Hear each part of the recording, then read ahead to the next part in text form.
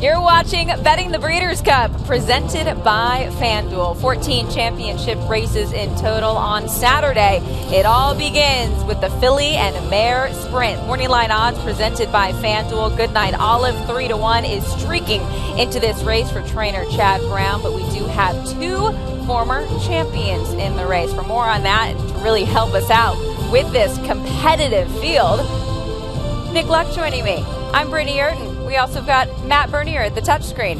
We have Cece, the defending champion. Echo Zulu, last year's 2-year-old champion.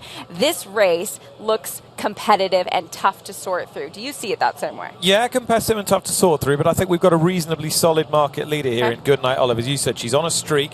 She's 5 from 6. She's won her last 5, and she comes into this race having produced the dominant performance in the ballerina when clearing right away. We know she's going to hit the line hard, but she's tactical enough. The inside has got a lot of pace in gates 1 and 2. She's drawn outside in stall 8, but I think she'll get in and could get the perfect trip round, a stalking trip round. I expect her to pounce at the 2-pole and not look back.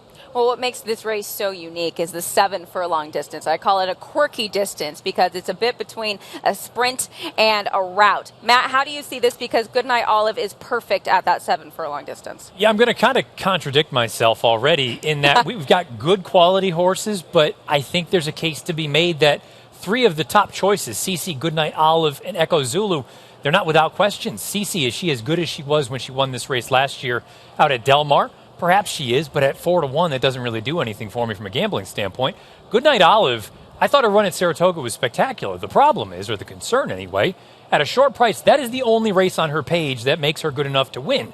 So if you think she's going to replicate it, sure, she's a likely winner. If you have any kind of questions at a short price, maybe you fade her. And we can't forget about last year's Breeders' Cup Juvenile Fillies winner, Echo Zulu. They tried her going longer. Didn't quite work out. She went away after the Kentucky Oaks for quite some time. And now she shows up back here on the heels of a really impressive win in the Dogwood. The question is, outside, speed drawn to her inside, what kind of trip does she work out, breaking from post position 13? Long-winded way of saying, I think he can get a little bit cute in here. And I've never been her biggest fan. But I think Frank's Rocket is actually coming into this in career form.